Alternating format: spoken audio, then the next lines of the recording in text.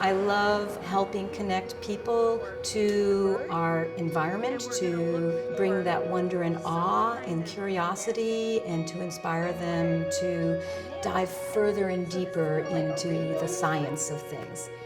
And it's great that we have this opportunity now to build those educational experiences here at the Visitor Center.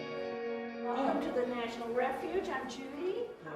When you walk into that lobby, you see that big map that goes from the New Hampshire border up to the Canadian border, and this is our coast of Maine. And so it's a visual representation of this wildlife refuge. And a lot of people just like, wow.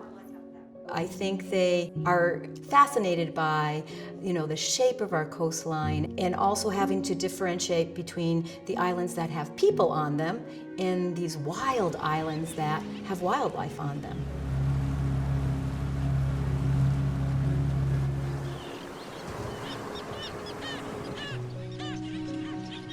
One of the challenges that we face at the refuge is that we're out on these offshore islands, sometimes over 20 miles offshore, protecting seabirds on islands that are closed to the public. And the general public, understandably, doesn't know what we're doing, doesn't understand the value of our program, and they can't see the seabirds. And so the Refuge Friends Group is filling a really critical role, trying to help educate the public and raise awareness about what the refuge is doing, and then also helping to advocate for our program.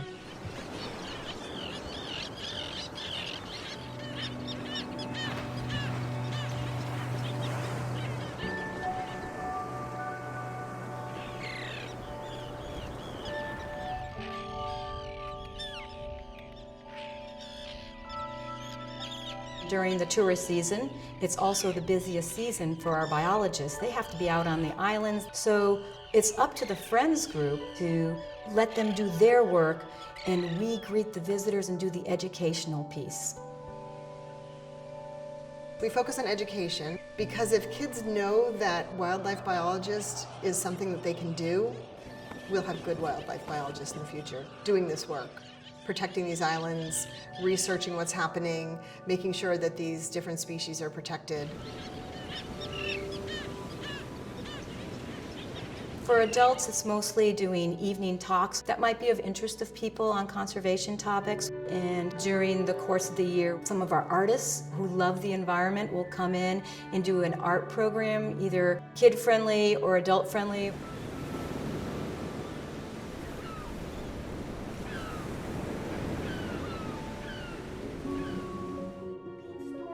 When I'm working with kids, a lot of them have not had the connections in nature, so this might be some of their first experiences. So our latest thing that we've been doing is we have this outdoor seabird island exploration, a 3-hour field trip experience for elementary school kids to come to explore the island and learn what it's like to be a wildlife biologist on these islands. These are the tasks that the scientists, the biologists, do during the course of the summer.